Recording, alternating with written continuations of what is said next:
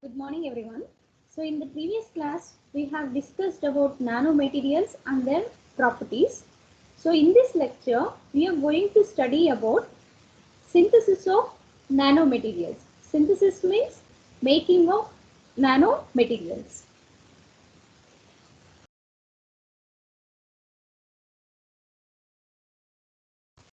So we have basically two approaches in which we can prepare nanomaterials. So those are nothing but top-down approach and bottom-up approach. So top-down approach. In the process of top-down approach, so we can make nanostructures starting with larger structures and breaking away to nano size, which is known as top-down approach. That means we are going to take bulk material. So we are going to break it into small number of pieces,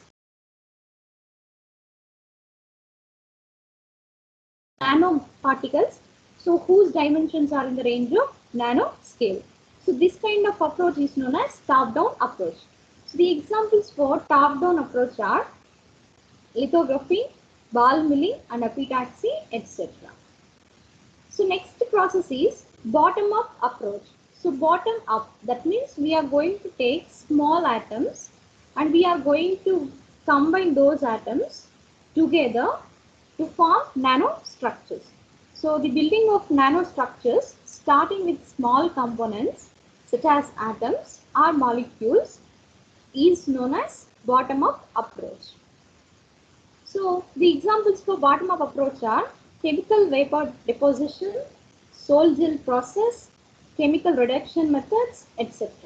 So in this lecture, we are going to discuss about one technique of top-down approach, that is nothing but ball milling, and another technique of bottom-up approach, so that is nothing but chemical vapor deposition. So here you can see the process of top-down and bottom-up methods. So synthesis of nanoparticles include either top-down approach or bottom-up approach. So in top-down method, the bulk material, the large material is taken. So it is broken into number of small pieces, that is nothing but nanoparticle powder. And after that, from this powder, the materials which are in the range of nanoscale are constructed. So this is the first method. And another method is nothing but bottom-up method. So here small atoms, okay.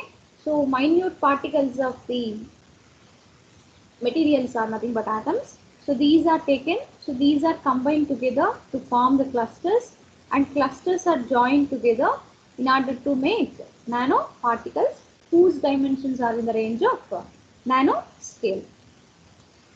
So first let us discuss one of the techniques of top-down approach, that is nothing but ball milling. So ball milling, so the name suggests that it contains mill which includes balls in it. So here, since it is a machine, it has balls of various sizes to break the material.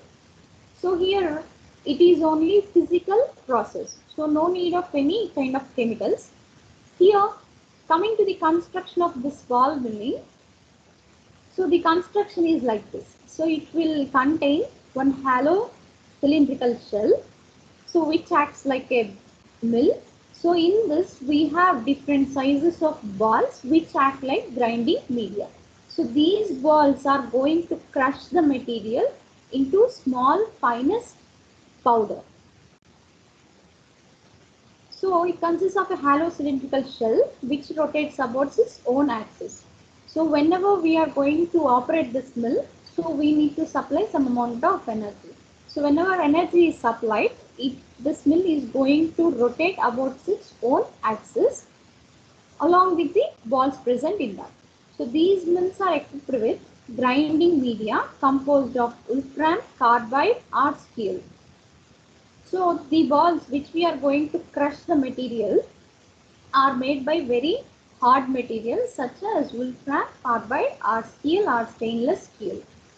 And balls rotate about their own horizontal axis, and partially filled with the material to be grounded plus the grinding media. So that means what are the components present in this ball mills?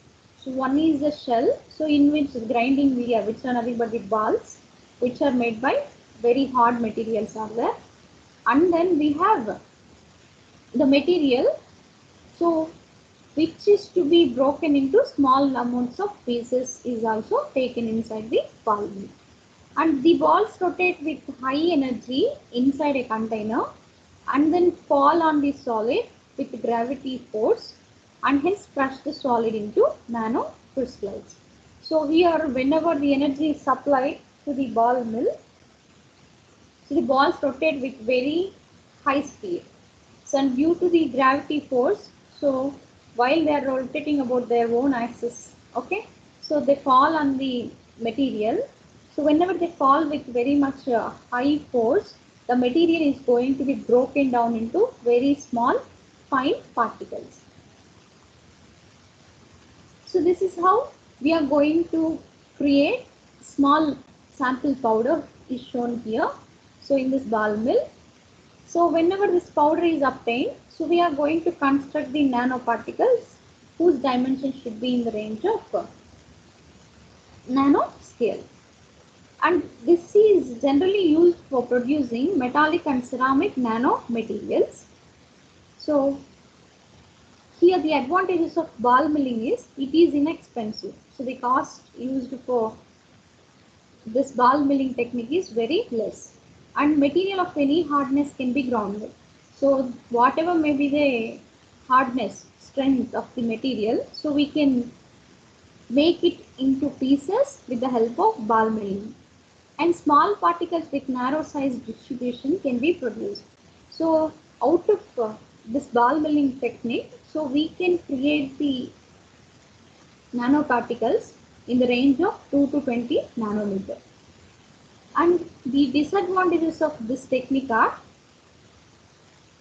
so since we are going to apply different sizes and different strength of balls here, so due to continuous movement of that balls, so the material which we are going to make into fine powder will have irregular shape. So the shape is not uniform. So there can be irregularities present in the shape. And contamination may occur due to wear and tear. Since it is physical process, all these are machines. So whenever they react with any other gases present in the atmosphere, so then the composition of that materials of that balls is going to be changed. So at that time, the nanostructure materials which we are going to crush may react with that contaminated particles, and there may be a problem of pollutants can be added in the materials. So these are the disadvantages of ball milling technique. So another approach is nothing but chemical vapor deposition. So here it is chemical process. Since we are going to use different kinds of chemicals as precursors, that means reactive materials. So this is known as chemical vapor deposition. So it is nothing but bottom up approach. That means we are going to take vapors here. We are going to take vapors here, and that vapors are going to react with the surface, and they undergo certain chemical reactions, and finally they are deposited on that surface in the form of nanoparticles. So that is why here this process is known as chemical vapor deposition. So chemical vapor deposition method involves a transport of reactant gases towards the substrate kept at some temperature. So you can see this process here. So this is the chamber in which we are going to produce nanomaterials. So here we have a substrate that is nothing but the surface where the nanoparticles are going to be deposited. So here at the top of the chamber we have one inlet through which reactive gases can enter. So these reactive gases enter the chamber, and react with the substrate. So they undergo certain kinds of chemical reactions and finally they are deposited as nanoparticle on this substrate.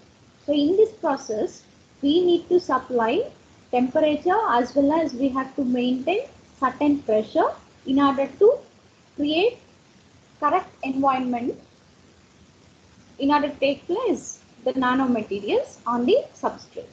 So here the pressure and temperature should be chosen carefully for the chemicals to react correctly. And in case of this reactions, so the byproducts may also form. So those byproducts which are not necessary for us are evacuated or eliminated with the help of carrier gas, which is shown at the left side.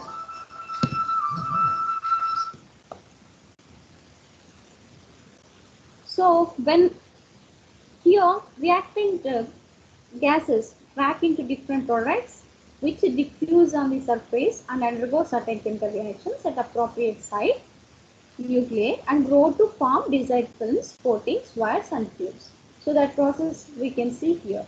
So these reactive gases enter the chamber and react with the surface. They have certain chemical reactions. Okay. So in which this mixture of gas is chosen in such a way that what kind of nanomaterials to be formed here will be decided with the help of the mixture of gases here. So what kind of mixture of gases we are allowing? So those react together and form whatever we require. Okay, if you want nanoparticles of carbon nanotubes. Okay, so carbon nanowires like that. So based on the composition of gas, whatever nanomaterials we require, we can get on this substrate. So here the experimental conditions we need to remember are the substrate material, substrate temperature, composition of the reaction gas mixture, total pressure of the gas flow, etc. So these are the conditions which we need to remember. Whenever we alter these conditions, we are able to grow different types of nanoparticles. That means, so which kind of substrate we require inside the chamber and what amount of temperature should be given and what is the amount of pressure to be maintained and what amount of the mixture of gases need to react together in order to deposit on the substrate material. So all these are chosen by the manufacturer who are going to prepare different types of nanoparticles. So during this process we have discussed already volatile products, so which are not necessarily also formed. So we need to remove them by the help of gas flow through the reaction chamber. So those are eliminated by the carrier gas. So the advantages of chemical vapor deposition are, so we can construct or we can prepare very high purity and high performance nanoparticles in the process of chemical vapor deposition. So which is not available in the case of physical process ball milling. So their contaminants are the major problem, but that kind of problem will not arise in case of chemical vapor deposition. But the only disadvantage is the construction of this chamber and all these experimental other conditions, okay, require much amount of cost. Okay, so this is only drawback of chemical vapor deposition. So next, coming to the different applications of nanomaterials. So nanomaterials are used everywhere. So there is no any other industry which doesn't require the services of nanomaterials. So coming to the first application, in the microelectronics sector, we are going to use nanomaterials for designing next generation computer chips. So here, what is this next generation computer chips? So in computer chips, we require microprocessor and microcontrollers. So all these microprocessors and microcontrollers require very less size. Okay. So in order to make them to perform better, so we require the less size. Okay. So whenever the size of these chips are less, the faster they will work. So that is why in order to reduce the size of these chips, we need to reduce the basic components with which they are made up of. That means transistors, resistors, capacitors. So all these are the particles with which microprocessors are built. So whenever we are able to reduce the size of these particles, then overall size of microprocessors can be reduced. So with the help of nanoparticles, so we are able to reduce the size of these components. So totally we are going to reduce the size of the chips present in the computers. So whenever the size is reduced, power consumption is less and they can operate at higher speeds. So next coming to the another application. So nanocrystalline zinc selenoid, cadmium sulfide, zinc sulfide and lead telluride. So all these are prepared to the Solzil process. So another process which is used for the preparation of nanoparticles are potential materials for enhancing the resolution of monitors.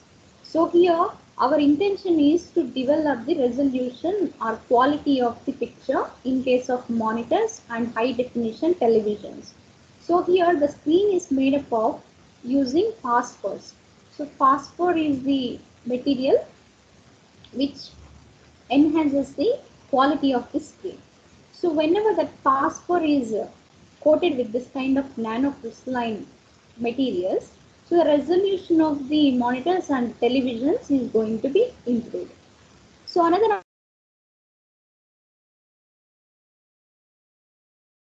as catalyst to react with toxic and non-noxious gases such as nitrogen oxide and carbon monoxide in power generation equipment and automobile catalytic converters to avoid environmental pollution caused when gasoline and coal are burned. So that means whenever in automobiles or generators or motors, whenever gasoline or coal or diesel is burned, so we are going to get the highly harmful and poisonous gases such as nitrogen oxide, carbon monoxide and carbon dioxide. So these create environmental pollution. So it is necessary to reduce the production of amount of these gases. So that is why these nanomaterials are used as catalysts. So these catalysts will react with the poisonous gases and turn them into some other chemical products. So with the help of these nanomaterials, we are able to reduce the environmental pollution which degrade the life of several people. So next application is nothing but sunscreen lotions. Sunscreen lotions are used for protecting the skin from sunburn and tan. So if we expose much amount of time to the sun, so then due to ultraviolet rays present in the sunlight, so they may damage the skin and it leads to the skin cancers. So that is why it is not necessary to protect ourselves from this kind of dangerous ultraviolet rays. So here for the protection of skin, we are going to use sun protection factors cream, okay, so which act as a layer on the surface of the skin and they stop the ultraviolet rays that are coming from the skin. They absorb that rays, okay, and while eliminating the stiffness. So here whenever we apply that cream on the body, so it won't stick it to the skin. So we will not feel its presence at all. So that is why it acts as a protective layer to protect the skin from burn and from the different kinds of skin diseases. And nano aluminum becomes highly reactive and supplies the required thrust to send off payloads in space. So these nano materials can be used in rockets, okay, so as catalyst to produce the thrust required. Okay, so whenever we need to send the rocket into the space, it is necessary to give some amount of force which is required to send the rocket into the space. So whenever this force is provided, so the rocket will go into the space in opposite direction. Okay, so here nano aluminum so can be used as reactive material which is able to produce that amount of force to send the loads in space. And another application is, so these can be used as surface protection materials. So in order to protect some kind of surfaces, that means window glasses, okay, or car windows or any kind of materials. So these nanomaterials can be used as coatings which protect them from unwanted oil, water and other liquids. Okay, whenever they fall on that kind of uh, surface, so they will not be affected with the help of nanomaterials. So silver nanoparticles have good antibacterial properties, so which are used in surgical instruments, refrigerators, air conditioners, and water purifier, etc. So we know that silver has very antibacterial properties, means it can kill the germs present in any kind of substance. So that is why silver nanoparticles are used in the surgical instruments for making operations. So these are used in refrigerators to eliminate the germs that are present in the food substances that we are going to preserve in the refrigerators.